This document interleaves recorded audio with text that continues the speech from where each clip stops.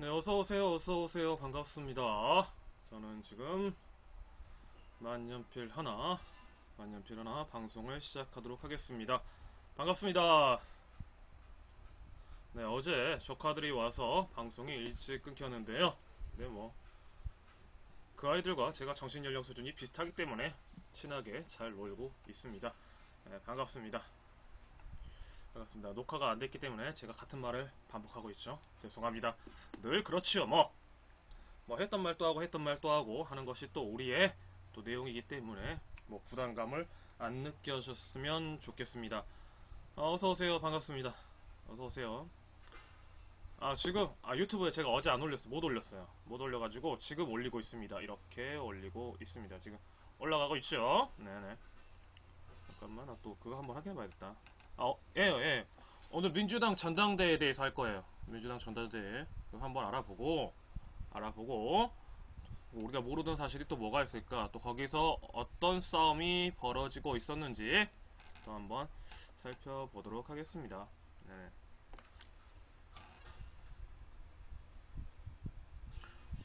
프로젝트요. 프로젝트는 계속 하고 있어요. 지금 오늘도 하면서 쓸 겁니다. 어, 사드의 본질은 세월호 상담, 세월호. 예, 조회수가 이제 10이 넘었네. 요새 꾸준히 제 방송을 봐주시는 분들이 계신 것 같아요. 예전엔 조회수 없음도 많았는데 요즘엔 조회수 10개가 넘네. 오. 구독 좀 해줘요. 유튜브 보시는 분들 구독 좀 눌러줘요. 구독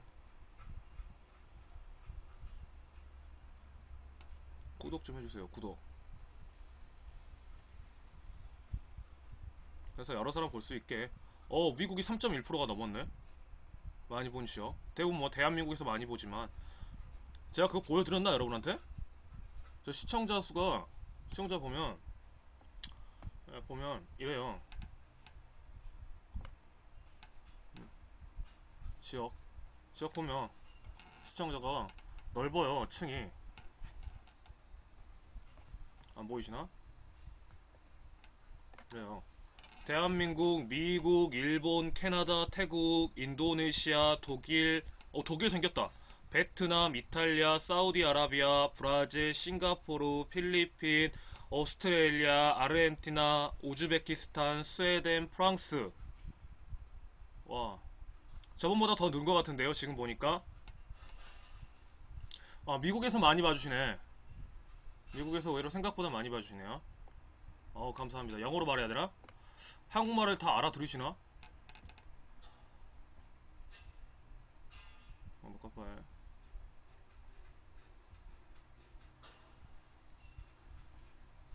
네. 만년필 하나와 하는 소통의 원고.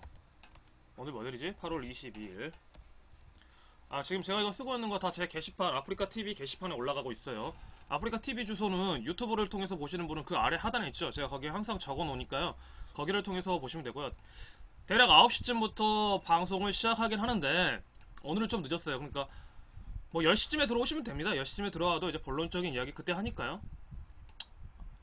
한 12시까지 방송을 합니다. 요새 9시부터 하려고 해도 좀 자료조사하고 읽어야 될 것이 너무 많아서, 제가 일단은 체화가 돼야 여러분한테 좀 쉽게 이야기를 할 수가 있으니까 공부하는 시간이 좀 필요합니다. 요즘 그리고 사건 사고가 워낙에 많아서요. 네네.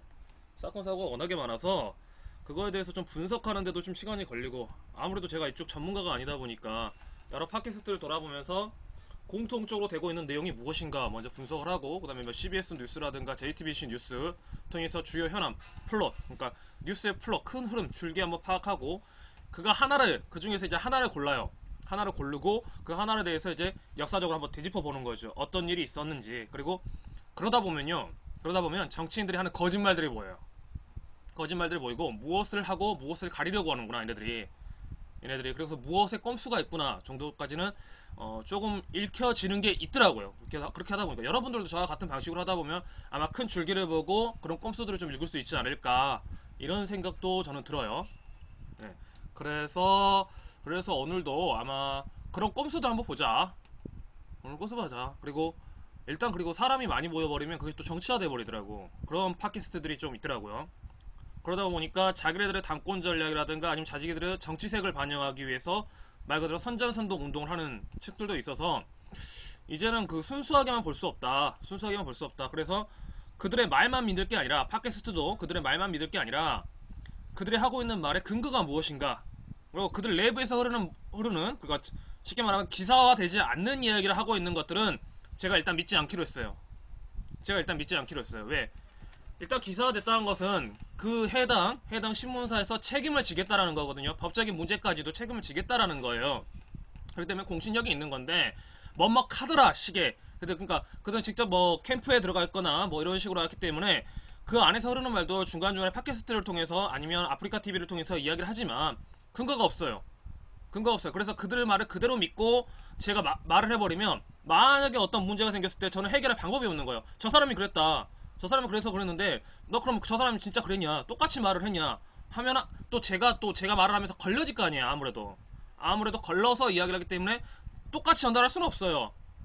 그러면 이제 원전이 무엇이냐를 따져야 되는데 저는 이제 당 내부에서 흐르고 있는 이야기는 제가 알 도리가 없잖아요. 저 일반인이랑 똑같아요. 저 뭐 어디 캠프에 소속돼 있는 사람도 아니고 다만 이렇게 시사를 읽으면서 청년 이야기를 하자는 쪽으로 제가 포커스를 맞추고 있기 때문에 카드라만으로 해갖고 저는 이야기를 할 수 없다. 공증력 있게 신문이나 언론에서 매스컴에서 하는 걸 가지고 나는 역사적으로 한번 되짚어 보겠다. 그리고 그 프레임을 한번 다각적으로 한번 분석을 해보겠다. 이쪽에서는 어떻게 이야기하고 저쪽에서는 어떻게 이야기하는데 공통적인 팩트는 이거겠구나 하고 이 팩트에서 이 사람들 여기를 가리고 저 사람들 저기를 부각시키는구나. 그러니까 선택과 집중을 어떻게 하고 있구나 정도로 이야기를 하는 것이 오히려 현명하겠다.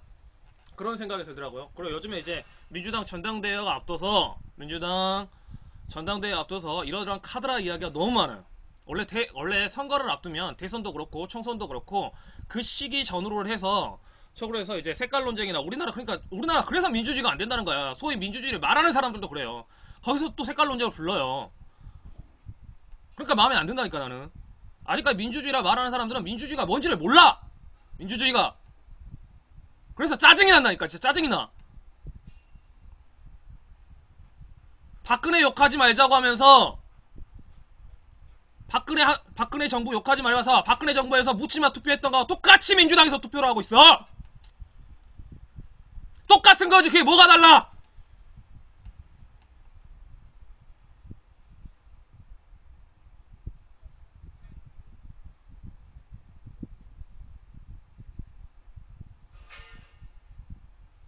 그러면서 민주주의 이야기하지 말자고.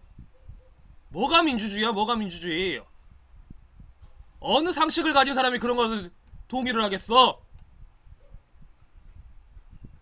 결국은 자기들 기득권 지키는 거하고 똑같은 거지. 여당에서 하는 거나 야당에서 하는 거나. 그러니까 사람들이 국회가 다 똑같다고 이야기하는 거지.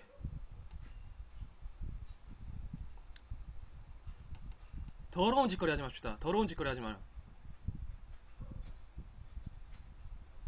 자, 지금부터 답답합니다. 국회의원은 적어도 야당에서 당선거를 나오고 뭐 하는 사람들은 기본적인 역사와 그 다음에 정책으로 이야기하는 겁니다. 누구하고 친했다가 아니라요. 누구하고 친하고요. 누구 어떤 세력이라고 이야기할 것이 아니라고요. 정책으로 이야기하는 겁니다. 정치인은 도구입니다. 도구예요. 그러니까 그걸 지지하는 권리당원이나 뭐 어떤 사람들도 공부를 좀 하세요. 공부를 좀 하세요. 그래서 그 정책적 대안으로 정책 플랫폼을 만들고 그 플랫폼을 가지고 정치인을 압박하는 겁니다. 누구누구 친한다. 누구누구 연줄간다. 친문이든 친노든 박 시장을 지지하든 안희정을 지지하든 이재명을 지지하든 그 사람들이 하고 있는 정책이 무엇인지 그 정책 분석하고 그 비판 옳지 않다 이야기하고 맞으면 맞다고 이야기하고 그리고 그 대안은 무엇인지 그 다음에 이야기하는 겁니다. 어느 누구도 정책에 대해서 이야기하시는 사람이 없어요. 정책에 대해서. 팟캐스트 지식인이라는 분들 반성 좀 하세요. 반성 좀.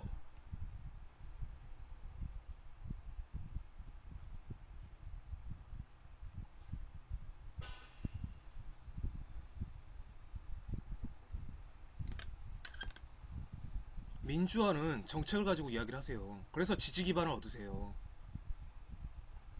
대한민국의 선거 풍토, 대한민국의 의식 수준 이야기하기 전에 그걸 이끌어가는 사람들이 정책 리더들인 겁니다. 예? 그게 정책 리더들의 역할인 거예요.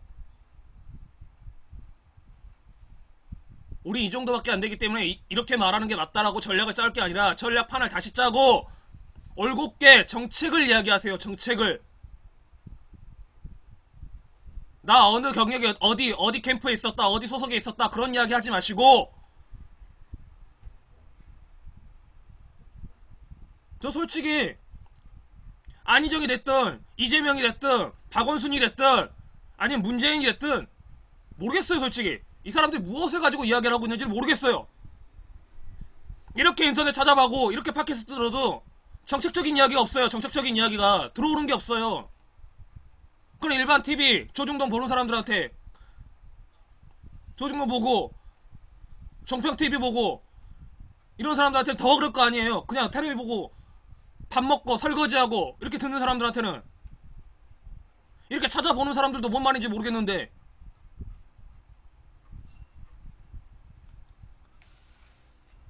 색깔론쟁이요, 메카시즘이요, 단순히 종목몰이 한다고 해서 메카시즘이 아니에요. 이런 것도 색깔론이에요. 빨간 거 파란 거 붙이는 것만 색깔론이 아니에요. 예? 기본적으로 묻지마 투표 있고 텃밭이라는 개념이 있는 것 자체가 색깔론인 겁니다. 색깔론. 우리 지역은 이래야 돼. 우리 지역은 이 사람을 해야 돼. 밀어줘야 돼. 그래야 우리가 발전이 되는 거야. 우리가 발전이 나는 게 아니라 국회에서 전당대회를 하고 전당대회에서 대선이 나가는 사람은요, 우리 지역의 이야기를 하는 게 아니에요. 우리 지역의 얘는 지역구 의원이 하는 겁니다. 지역구 의원들한테 한마디도 못 하잖아요. 솔직히 말해서 대한민국 우리 지역 잘 살아야 된다 하면서 지역 회의 몇 번이나 가보셨어요? 지역 회의 몇 번이나 가봤어요? 그러니까 성주에서 이상한 발표가 나오지. 구의원에서 결정도 안 된 사항 갖고. 그러니까 제3자 입장에서 또 이게 뭐냐 싶은 거고, 그게 무슨 이야기냐고요? 그거 모르시는 분들 계시겠구나. 군의원이요, 갑자기 발표를 했어요. 3부지 검토하겠다고. 제가 그 이야기 잠깐 보여드릴게요. 성주 군의원 발표 한번 보겠습니다.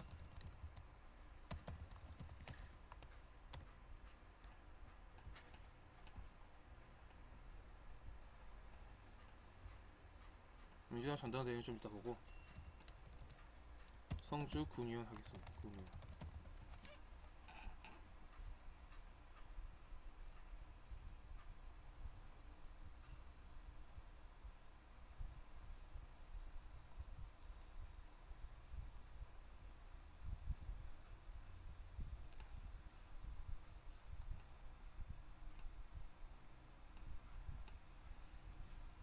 한번 찾아보겠습니다. 맞는지 일단 좀 검토를 해보고요.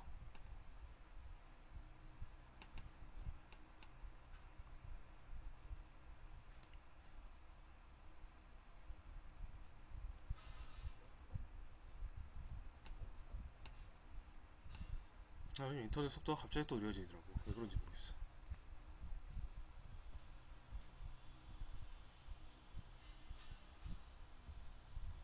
이게 광고 뷰가 많으니까 인터넷 속도가 느려지더라고요.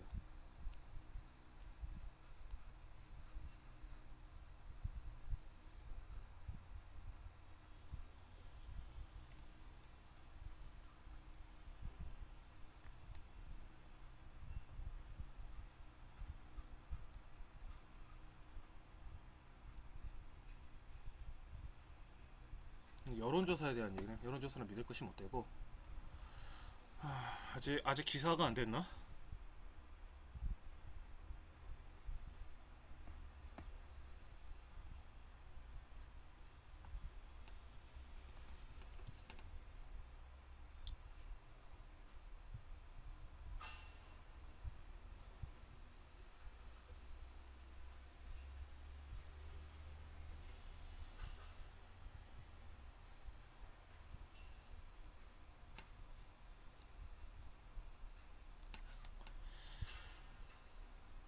단계를 접수한 의원들.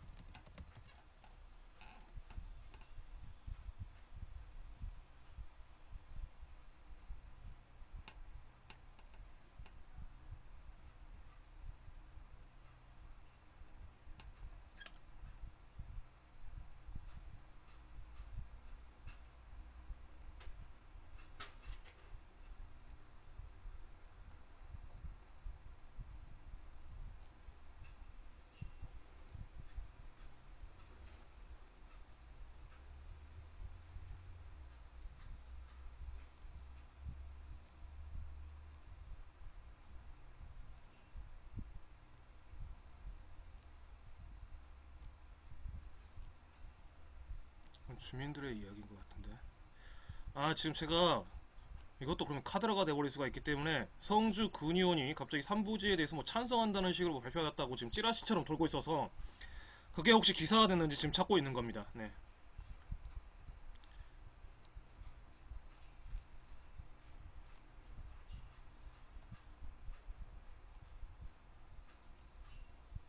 그래서 지금 아까 군의원에 대한 이야기 나왔는데 만약에 그것이 그냥 찌라시라면 차라리 다행이겠어요. 그런데 그게 아니라면 이거는 투쟁위원회 이야기인데. 아휴,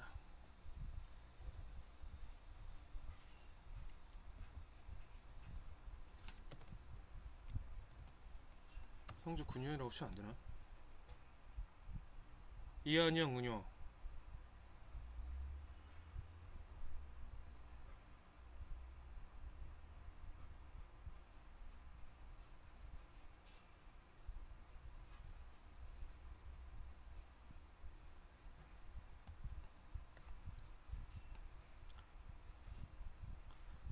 이한영은 이건 새누리당 의원이고 군의원을 말하고 성주 군의원. 그냥 국회 이한영 이 사람은 국회의원이잖아요.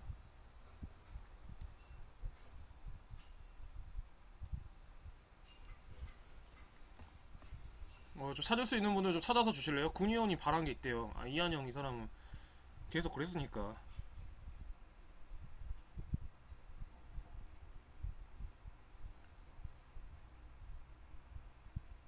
김한건 성주군수 이야기 말고.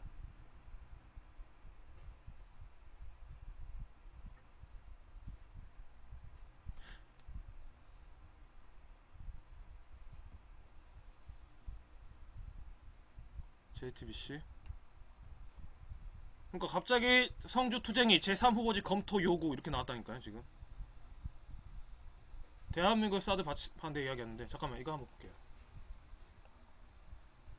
이게 군의원에 관한 건지 아닌지는 지금 잘 모르겠어요. 일단은 하나씩 찾아봅시다. 군의원 발표는 이제 계속 찾아보기로 하고. 성주 투쟁이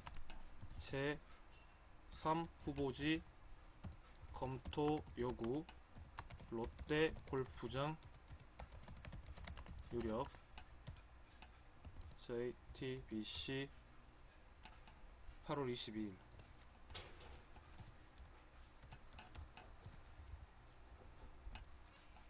네.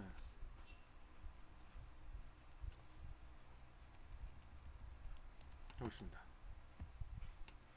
성주 사드 배치 철회 투쟁위원회가 찬반 투표를 통해서 성주군의 제3후보지에 사드를 배치하는 방안을 국방부에 요청하기로 했습니다. 네, 모모님 반갑습니다. 하지만 여전히 이를 강력하게 반대하는 주민들이 있고 제3후보지로 유력하게 떠오르고 있는 지역 인근 김천 주민들의 반발 움직임도 만만치가 않습니다. 윤영탁 기자입니다.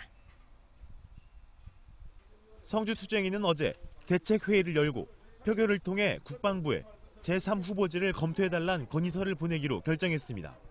그러나 이 결정에 반대하는 위원들의 반발로 투표 결과를 공식 발표하지는 못했습니다. 국방부는 성주군에 공식 요청이 오면 검토 절차에 들어갈 방침입니다.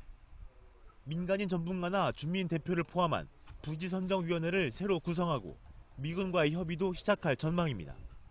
국방부는 지난 성산포대 결정 때처럼 군사적 효용성과 주민 안정성 등을 기준으로 삼되 주민과의 소통을 최우선순위에 둘 방침입니다. 제3후보지 중 성주군청에서 북쪽으로 18km 떨어진 롯데골프장 부지가 가장 유력하게 거론되고 있습니다. 사드 배치 문제가 새 국면을 맞았지만 풀어야 할 문제는 아직 산적해 있습니다. 성주 군민 사이에서도 아직 사드 배치를 반대하는 의견이 많고 골프장과 인접한 김천 시민들은 대책위를 꾸려 촛불 집회를 이어가는 등 본격적으로 사드 반대 투쟁에 들어갈 예정입니다. 게다가 국가재정 투입이 불가피한 골프장 매입은 국회 동의 대상이 될 수 있어 정치권을 중심으로 다시 논란에 불이 붙을 전망입니다. JTBC 윤영탁입니다. 이건 제가 찾던 게 아니에요. 제가 산 게 아니고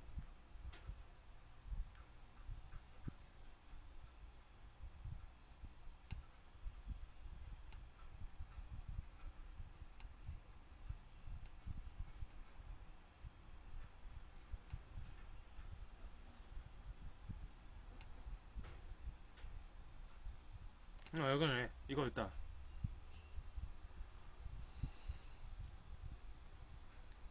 광장 토론 벌인 성주군민 3부지 군민 뜻 아니야 투쟁이 확대 재편.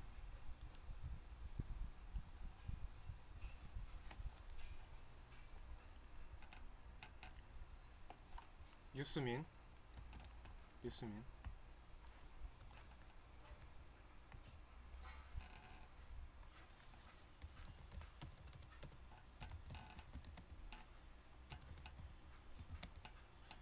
이게 뭐야? 8월 역시 16년 08 22일. 김관용, 이한영, 김한곤은 성주 사드 3적이다. 박근혜, 김관진, 황교안, 한민구, 이한영은 사드 5적. 자, 보겠습니다. 40일째 사드 철회 촛불을 켠 성주 군민들이 직접 나서서 정부의 압박을 흔들리는 성주 투쟁위를 다시 꾸리자고 목소리 높였다. 성주 군민들은 촛불 문화제에서 투쟁위는 사드 철회를 위해 만들어진 기구이므로 찬성하는 사람은 빠져야 한다며 배윤호 씨와 김충환 씨를 투쟁위에 파견하기로 했다. 21일 저녁 8시 성주군청 앞에 모인 1,500여 명은 40차 사드 배치 철회 촛불 문화제를 열었다. 앞서 이날 오후 5시께 노광희 홍보분과단장이 성주투쟁위 회의 절차를 지키지 않고 독자적인 판단으로 국방부에 부적합자인 성주 성산포대를 제외한 적합한 부지 검토를 건의한다고 언론에 밝혔다.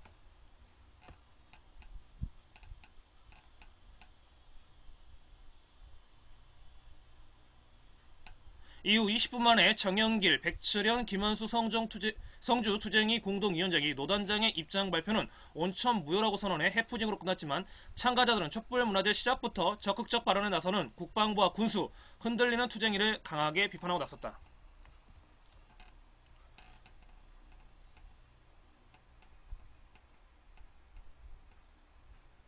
노광희. 자, 여기서 말하는 노광희라는 사람이 누군지 보겠습니다. 노광희.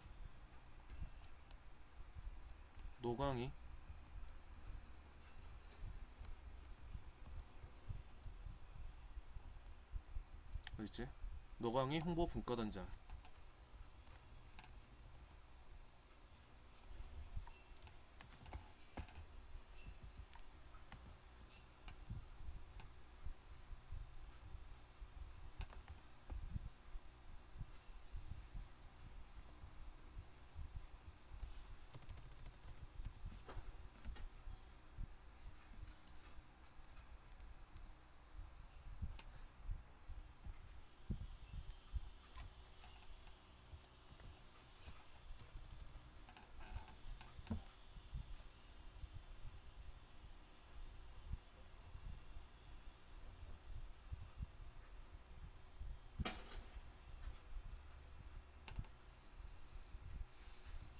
이 사람이 군의원이라는 거야?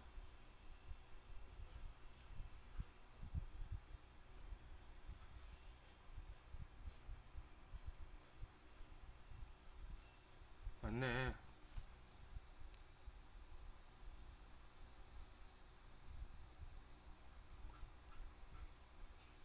성주군위에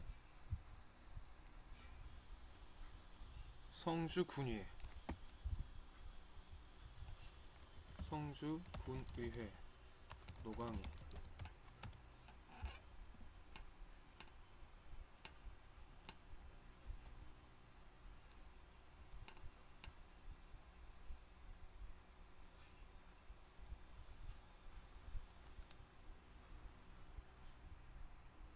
맞죠? 사드 배치 중단 촉구 요구하는 성주군 대책위 대표단 해서 이분이 노광희 씨라는 분이네. 맞죠? 군의원 맞죠? 제가 이야기했던 거 맞죠?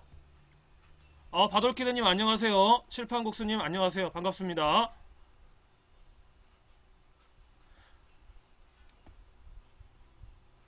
다시 지금 우리가 민주당 전당대회에 대해서 공부하기 전에 찌라시 같은 이야기 하나 돌아서 제가 한번 뉴스를 지금 확인해보고 있어요. 그러니까 갑자기 성주에서 성주투쟁위에서 제3후보지 검토 요구를 했대. 그런데 지금까지 성주투쟁위가 했던 것은 사드는 성주뿐만 아니라 대한민국에서도 안 된다 라고 이렇게 주장을 했단 말이에요. 그리고 그 슬로건이 나는 맞다, 나는 맞다, 그래서 내가 지지를 했던 거고, 계속 사드 반대에 대해서 이야기를 계속 해왔잖아요 지금 몇 주간. 그런데 갑자기 어제 3후보지 검토 요구를 했다. 그래서 이야기를 살펴보니까 여기에 꼼수가 있는 거예요. 꼼수가 또 이제 뭔 사건이 벌어졌어.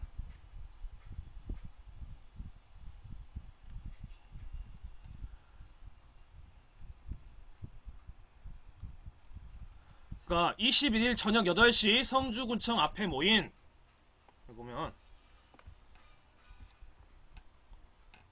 혹시 보일지 안 보일지 모르겠는데 읽어드리면, 성주구청 앞에 모인 1,500여 원 40차 사드 배치 촛불 문화제를 열었다.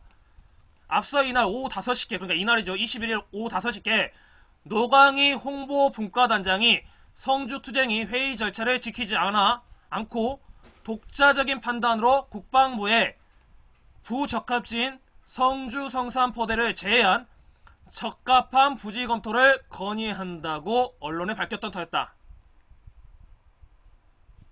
이 노광희가 누군지 살펴보니까 여기 성주 군의원인 거예요. 성주 군의원. 그러니까 성주 군의원이 이렇게 발표를 했다는 거예요. 그러니까 이거는 뭐 새누리당이 됐든 민주당이 됐든 간에, 더불어민주당이 됐든 아니 국민의당이 됐든 정의당이 됐든, 제가 지역 민주주의 이야기를 하면서 끊임없이 이야기하는 거, 이번에 민주당 전당선거에 대해서도 여념없이 묻지마 투표가 나왔거든요. 묻지마 투표가 나오고 있어요. 그런데 나는 기본적으로 이렇게 생각이 들어요. 어떤 식으로든 묻지마 투표는 안 된다. 이제 텃밭이라는 개념은 없어져야 된다. 그 정책 위반자들은 정책을 가지고 승부수를 띄워야 된다. 자, 진보 쪽이라는 데서는 항상 이야기합니다. 박근혜 정부 마음에 들지 않는다. 그러면서 박근혜 그 대통령을 비하하는 발언들을 합니다. 그런데 반대로 이야기하면 경상도 쪽에서 묻지마 투표 결과로 지금 박근혜 정부가 만들어졌다고 말을 하고 있어요. 반대로 이야기해요. 그러면 호남 쪽에서는 과연 그러면 민주적인 의사에 의해서 투표를 하고 있느냐? 민주적인 의사를 가지고 투표를 하고 있느냐? 아니라는 거예요. 똑같아요. 여기도 묻지마 투표예요. 결국 민주주의 수준이 여당이나 야당이나 똑같아요. 근데 누가 진보고 누가 보수야? 그러니까 일반적으로 아무것도 모르는 사람들은 당연히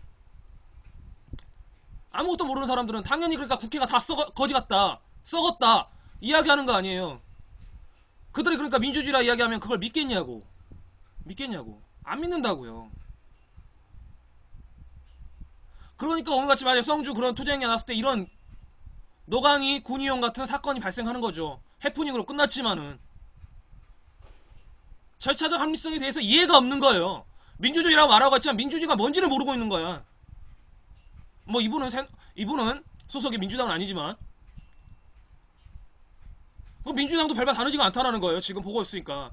민주당 전당대회 이제 이야기를 한번 본격적으로 해보도록 하겠습니다. 오늘 이제 방송이 늦어졌던 게 이것 좀 보고 분석 좀 하느라고. 뭔 소린지. 먼저 오프닝을 한번, 민주당 전당대회.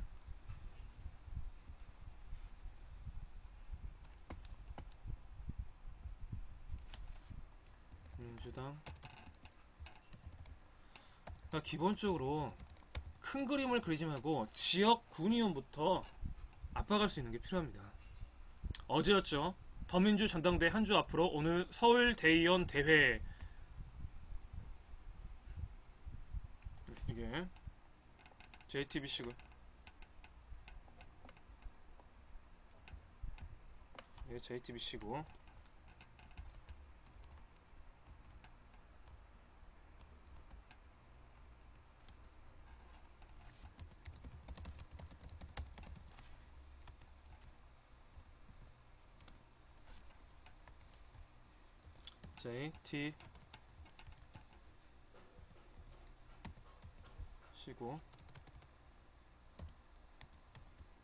JTBC고 오늘이 8월 아 이거 8월 20일자 기사네요. 16년 8월 20일자 보겠습니다.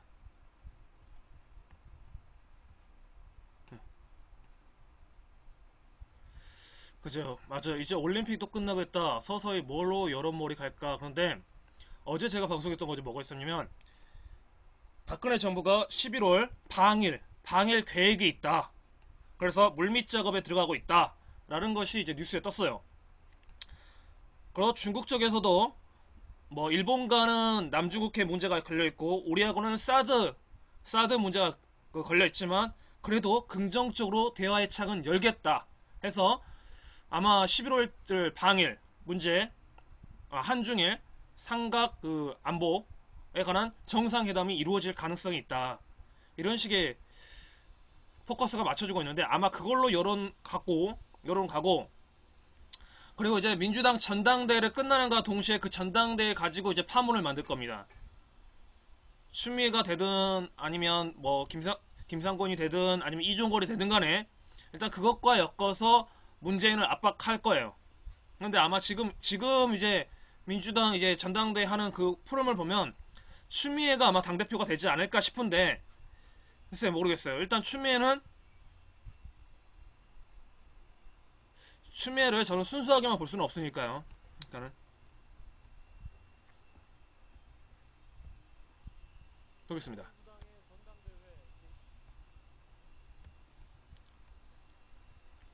근데 김상곤과 이종걸이 끌어놨던 탄핵 심판론은 너무 약했어요.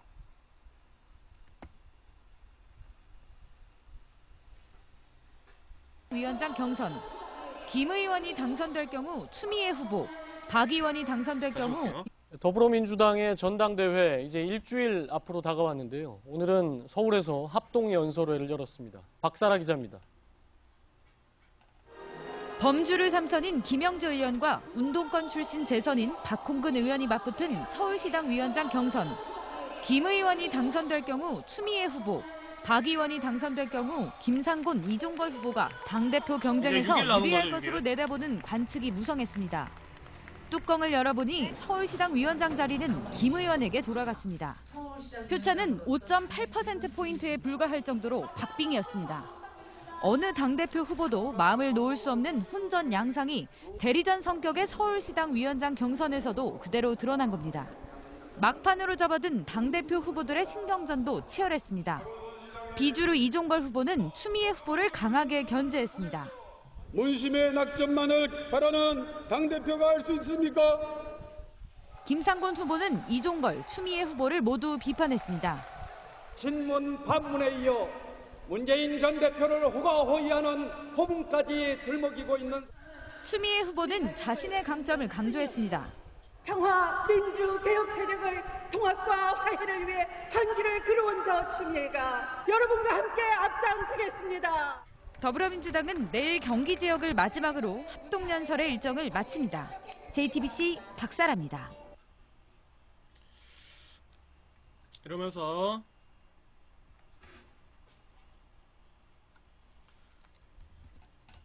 이러면서 지금 논란이 되고 있는 게 있는데,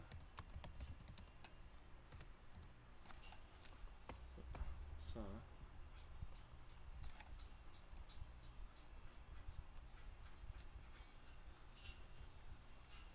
김종인,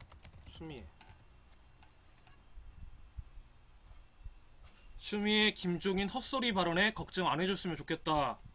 추미애, 김종인 세상 모르고 헛소리. 추미애, 김종인 대표님 걱정 안 해주셨으면 좋겠다. 이런 뉴스를 지금 누가 하고 있냐? 이데일리나 아니면 뉴시스, 매일일보, 그러니까 쉽게 말하면 보수 언론, 조중동과 마찬가지예요. 여기도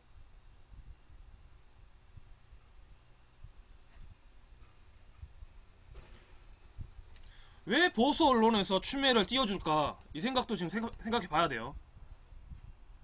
음식 쓰레기 봉지 들고 집 나선 추미애, 기자 만나자 아이고 사진 찍지 마세요.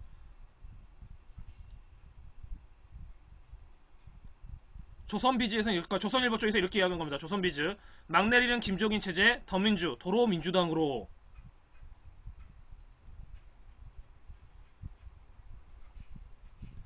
TV조선, 추미애, 떠나는 김정인의 분열 선동 독설.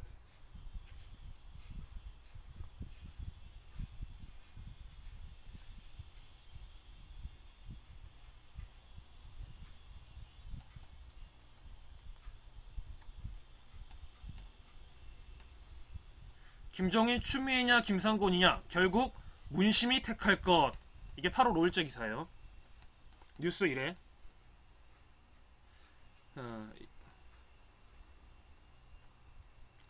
8월 8일 김종인 8.27 전대 수권 정당 자세 갖추는 전대대야.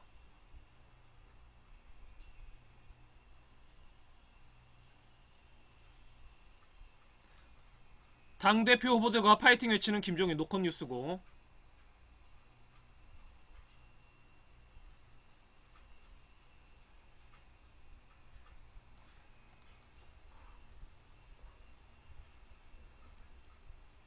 김종인 대표 퇴임 기자회견에서 당내 주류의 쓴소리. 이거부터 먼저 볼게요. 이게 2시간 전에 나왔던 거네. 오늘 나왔던 거네. 8.27 전당대회를 앞두고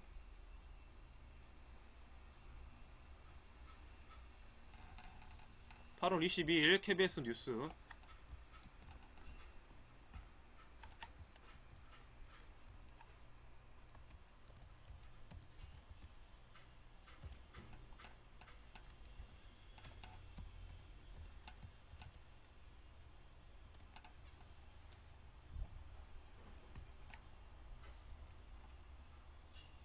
오는 27일 새 당대표가 선출되면 물러나게 되는 김종인 더민주 대표가 이 친노, 친문 진영을 향해서 쓴소리를 남겼습니다. 특히 자꾸 정체성 운운하는 건 가식적이고 지엽적이라고 꼬집었습니다. 김기훈 기자입니다. 8.27 전당대회를 끝으로 7개월 만에 물러나는 김종인 대표가 퇴임을 앞두고 기자회견을 열어 당을 상대로 거침없는 쓴소리를 쏟아냈습니다. 특히 정당이 가식적으로 정체성을 나열하면 안 된다며 당의 주류인 친노, 친문 진영 등을 상대로 비판의 목소리를 높였습니다. 정자의 강령의 문제는 아주 지엽적인 문제라고 생각을 합니다. 정당이 어느 한 도구마에 사로잡혀가지고 거기에 집착할 것 같으면 현실적인 문제를 해결하지를 못합니다. 사드 배치 반대를 당론으로 정해야 한다는 당내 강경파의 움직임에 대해선 선을 그었습니다. 한미동맹은 한반도의 안보와 생존의 문제인만 반면 한중 관계는 경제와 번영의 틀 안에서 이해되어야 합니다. 아직까지는 전략적 우선순위가 다릅니다. 김 대표는 경제 민주화와 책임 정치, 국권한 안보가 차기 대선 승리의 관건이라며 이를 위한 개헌 논의를 강조하며 대선 주자들이 개헌 입장을 밝힐 것도 요구했습니다. 그렇죠. 디스하는 거죠. 이제 한자 향후 한자씩 행보에 뭘 대해서 이야기하고 있는지 더민주가 아닌 경제 민주화를 위해 어떤 역할이든 맡겠다는 입장을 밝히기도 했습니다. 이런 가운데 어제 열린 당대표 후보 마지막 합동 연설회에선 김상곤, 이정골, 추미애 후보 간의 치열한 난타전이 펼쳐졌습니다. 특히 주말 동안 치러진 더민주 광역시도당 위원장 선거에서 권리당원의 표심이 크게 작용하면서 친노 친문 성향의 범주류 후보들이 잇따라 승리를 거뒀습니다. KBS 뉴스 김기흥입니다.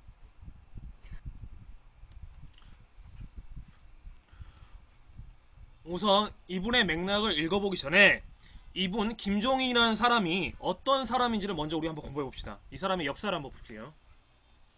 그래야 맥락 이해가 쉬우니까.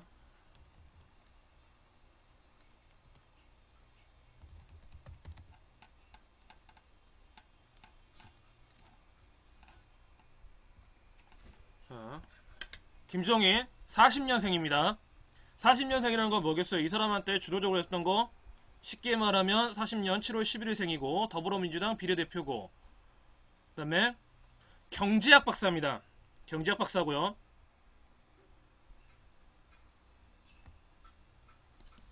자, 이 사람 처음 정계에 입문했을 때가 언제인지 보겠습니다. 먼저 81년 11대 국회의원이 되고요. 그 다음에 쭉 지금까지 이은 거죠. 그 다음에 보건사회부 장관을 지냈고, 그 다음에 2003년 국민경제자문회의 원로경제인분과 자본위원회 되면서 경제를 담당하게 되죠.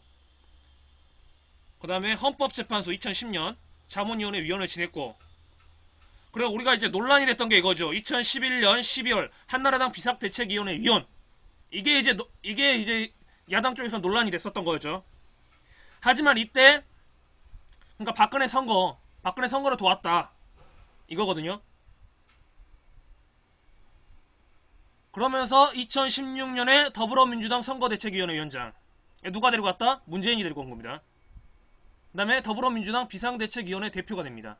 그리고 비례대표 더불어민주당 20대 됐고, 그 다음에 전반기 기획재정위원회 위원, 그러니까 경제 부분에 대해서 이야기를 하는데, 다시 말하면 이분이 11대 국회에서 지금 20대까지 이어지는 동안 굉장히 오랫동안 정치 고단수가 있고, 고단수의 눈이 있고, 기본적으로 이 사람은 정치판을 짤 줄 아는 설계자의 재능이 있어요.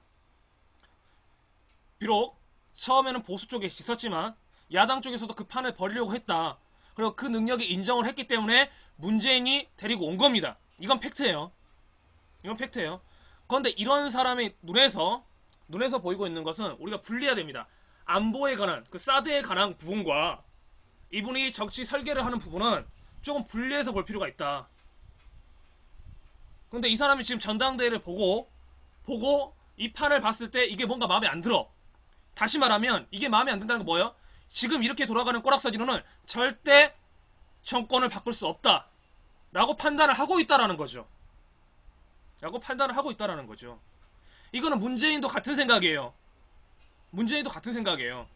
다시 말하면 야권을 지지하는 사람만 가지고는 선거에 절대 승리할 수 없다. 여권을 지지했던 사람들도 포섭할 수 있는 능력이 있어야 된다. 그렇기 때문에 문재인이 김종인을 데리고 온 거거든요. 한쪽만 지지해갖고는 안 된다. 그래서 좀 더 넓은 의미로 포섭을 해야 한다. 그래서 간대한 리더십이라는 이야기가 나왔었던 거였고, 그런데 지금 김종인의 눈에 보면 지금의 모습으로는 절대 정권 창출 안 된다고 보고 있는 겁니다. 그런 맥락에서 이제 김종인이 마지막 퇴임 연설을 했던 부분에 대해서 한번 봅시다.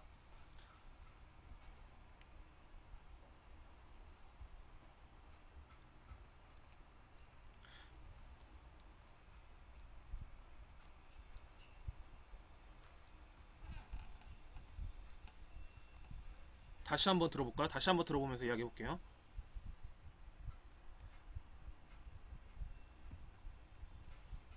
오는 27일 새 당대표가 선출되면 물러나게 되는 김종인 더민주 그렇죠. 대표가 보는 눈이랑 다르죠. 친노, 친문 진영을 향해서 쓴소리를 남겼습니다. 특히 자꾸 정체성 운운하는 건 가식적이고 지역적이라고 꼬집었습니다. 김기흥 기자입니다. 11대부터 20대는 거의 전당대회를 다 끝으로 20대까지 다 했다는 건 7개월 만에 아니지만 물러나는 김종인 그동안은 대표가 계속 정치판에 있었다는 소리잖아요. 기자회견을 열어 당을 상대로 거침없는 쓴소리를 쏟아냈습니다. 특히 정당이 우리 현대사를 다 갖고 가식적으로 있다는 소리예요, 정체성을 나열하면 안 된다며 당의 주류인 친노, 친문 진영 등을 상대로 비판의 목소리를 높였습니다. 노동자의 강령의 문제는 아주 지역적인 문제라고 생각합니다. 정당이 어느 한 도구마에 사로잡혀가지고 거기에 집착할 것 같으면 현실적인 문제를 해결하지는 못합니다. 사드 배치 반대를 당론으로 정해야 한다는 당내 강경파의 움직임에 대해선 선을 그었습니다. 한미동맹은 한반도의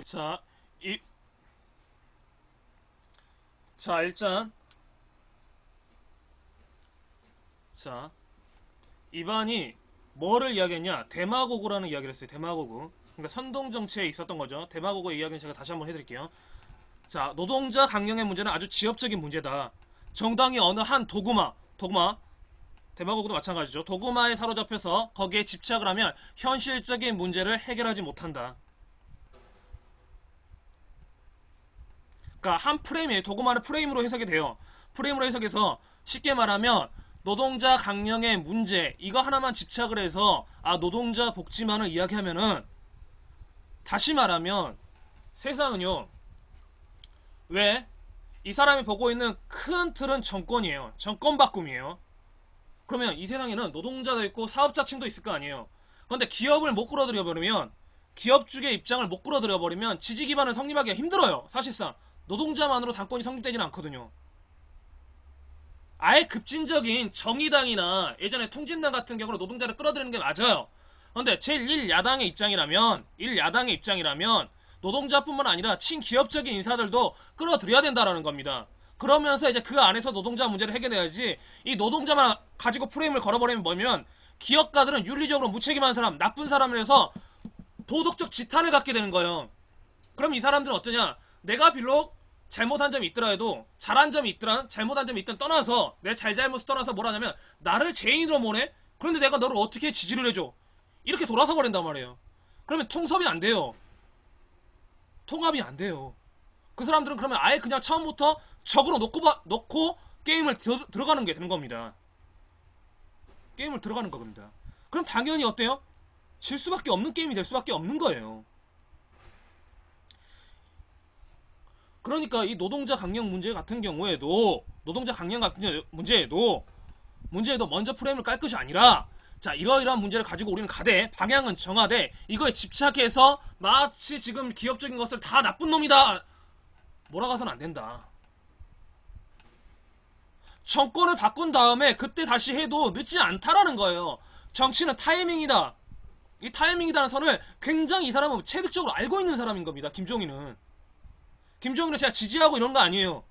저도 김종인을 별로 지지하지 않아요. 그래도 이 사람 연륜과 정치적 판단력은 무시할 수가 없는 겁니다.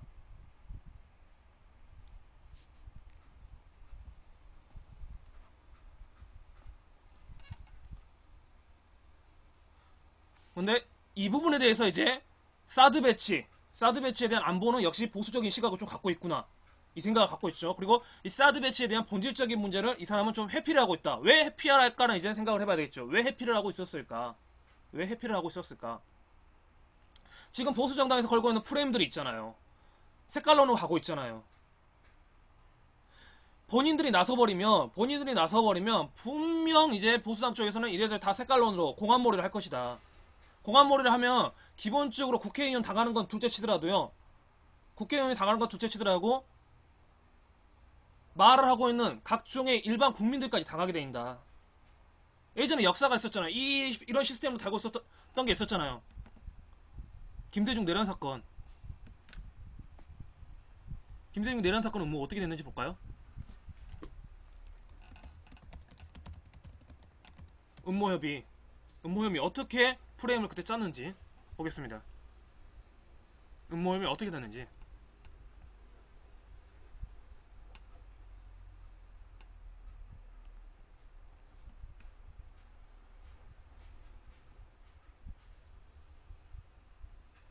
자, 1980년 신군부 세력이 김대중 전 대통령을 북한의 사주를 받아 5.18 강주 민주화 운동을 일으킨 주모자로 지목하고 제한인사 20여 명에게 군사 재판에 회부한 사건. 이런 식으로 공안몰이가 될 거다, 될 수도 있을 것이다 라고 판단할 수 있지 않을까요? 아, 지금 이 시대에 어떻게 그럴 수가 있냐. 통진당 해산됐잖아요. 사상철에 유리가 없는 자, 위원정당 해산으로 된 것이 크게 두 가지가 있어요. 독일이 있고 지금 세계적으로 우리나라가 있는데, 독일은 정말 그럴 수밖에 없어요. 독일의 위원정당 어떤 건지 볼까요?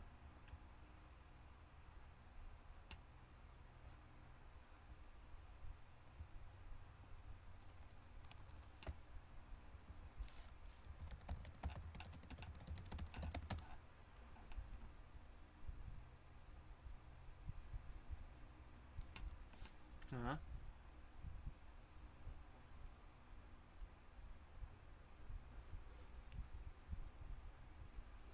황호여 통진당 해상 동일정당 해산에 이해보라 뭐 이런거 있네요.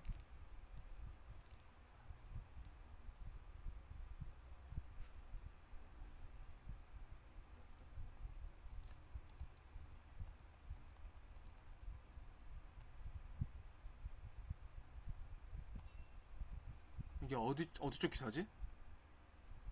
기사가 어디 거지? 아, 데일리안 까먹봐.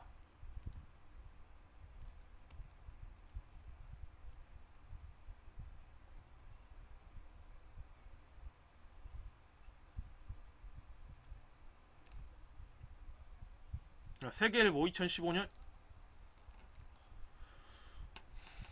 세계일보 한국 독일 헌재 위원정당 해상 주재 세미나 공동 개최 이게 있네요. 이걸 한번 보겠습니다.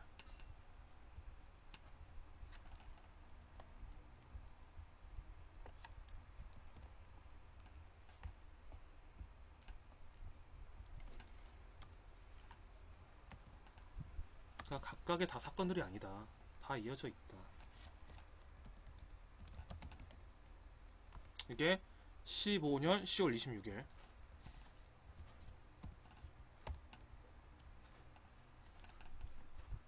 힘드세요? 아이고, 힘들어하시면 어떡해. 네네.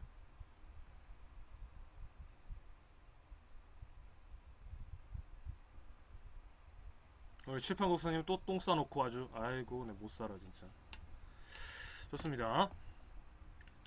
한국 독일 현재 위원정당 해산 주재 세미나 공동 개최 읽어보면 올해 창립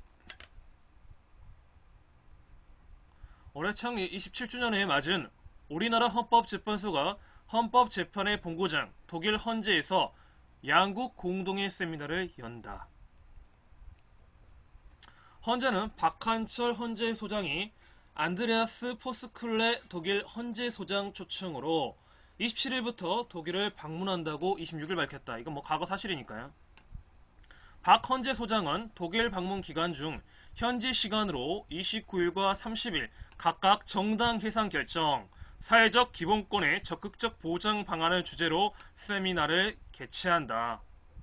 이 세미나에는 두 나라 헌재 소장과 재판관들이 나란히 참여한다. 첫 국제 세미나의 주제는 우리 헌재가 2014년 12월 선고한 옛 통합진보당 해산 결정이다.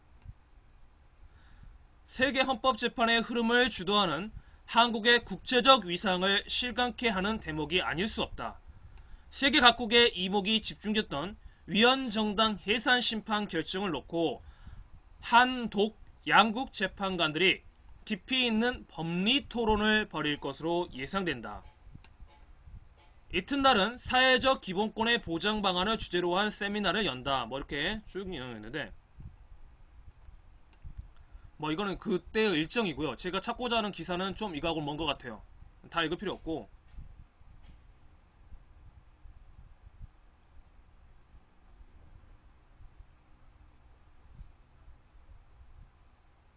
그러니까 독일이 어떤 식으로 극우정당을 협상했는지 연합뉴스가 있네. 문화일보 이게 자, 독 극우정당 12년 만에 해산 심판. 자, 나치한데 네.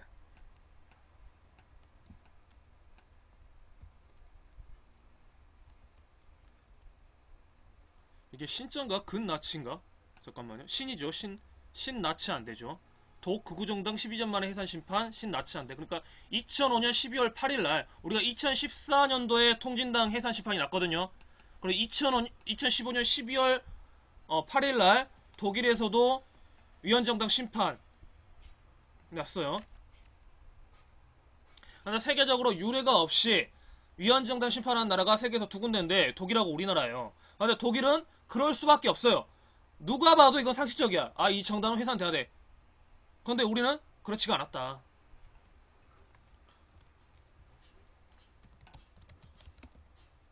세계일보가 아니죠. 문화일보죠. 15년 1208 그러니까 독일에서 어떤 이유로 심판이 됐는지 보겠습니다. 독일 헌법재판소가 신나치당이라는 평가를 받고 있는 극우정당 민족민주당에 대한 해산 심판 심리를 제기한다. 로이터 등은 7일 독일 헌재가 지난 2014년 연방 상원이 청구한 NPD 해산 심판 심리를 내년 3월에 시작한다고 밝혔다고 했다. 내년 3월이면 2016년 3월이죠. 1차 심리 공판은 2016년 3월 1일부터 3월 3일까지 열릴 예정이다. 그러면 이제 우리는 2016년 3월 기사를 한번 찾아보겠습니다.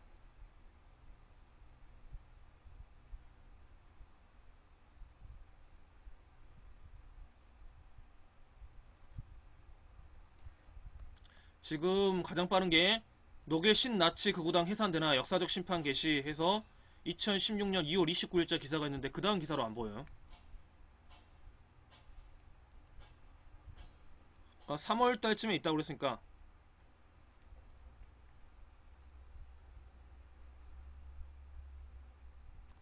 자 3월 2일자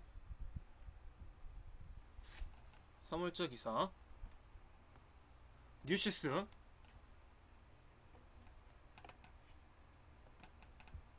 독일 헌재 극우정당 해산 여부 심판 개시.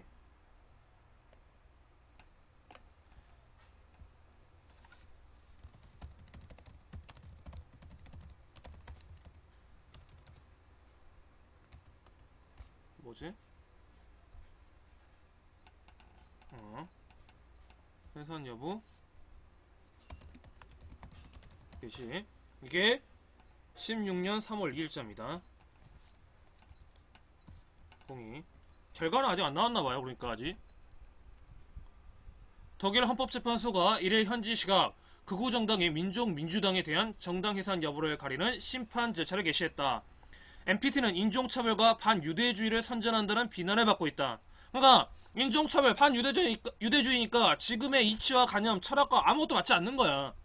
그러니까 이 정당은 해산되는 게 맞아요. 그러니까 이것만 가지고 이러한 논리로 통진당 해산과는 우리는 좀 거리가 멀다. 우리 통진당 해산과는 정치적인 이유가 있었다. NPT가 헌재 해산 여부 심판대에 오르기 이번이 두 번째이다. 헌재는 지난 2003년 열렸던 NPT 재판에서 정부로부터 돈을 받고 활동하는 정보 요원들이 NPT의 침투에 정보를 캐고 당 의사결정에까지 관여했을 것을 문제 삼아 기각 판결을 내렸었다. 만약 이번 재판에서 해산 판결이 내려질 경우 1956년 독일 공산당 해산 이후 62년 만에 이루어지는 첫 정당 해산 사례이다. 16개 주정부를 대표하는 독일 연방의회 상원은 지난 2013년 말 헌재 NPT의 해산 심판을 또다시 청구했다. NPT의 정당 자원금 차단을 바라는 주정부들은 NPT의 활동을 위헌이며 이번에 정부 측 정보요원들이 관여한 증거가 없다고 주장하고 있다. 뭐 이런 식으로 해서 쭉 이야기가 나가고 있는데, 그러니까 정리해보면 뭐 이렇게 극단적으로 위헌정당 해산이 되겠습니까만 제1야당이 이러한 프레임이 걸릴 여지가 있다라는 거죠. 그리고 사드 문제는 어차피 국민의 의사와 절차에 반하기 때문에 국회 비준으로 처리하면 될 문제입니다. 국회 비준으로 처리하면 될 문제예요. 왜? 국회의원 하나가 헌법 기관이기 때문에 그들의 의견으로 설치하자 말자 해서 하고 그걸로 이제 다시 정권 바뀌면 해결할 수 있는 문제예요. 굳이 당론으로 결정하냐 안 하냐 할 필요가 없는 겁니다. 제1야당은. 물론 국민의당이나 정의당 역할 맞아요. 그렇게 하는 게 맞아요. 그러니까 이걸로 소모적인 역할을 하는 것보다 말씀드렸잖아요. 에너지는 한정되어 있다. 그럼 이 에너지를 어디에 쓸 것이냐, 이걸 먼저 따져 쓰고 그 다음에 이제 계산을 하면서 정치 공학적으로 가는 게 맞는데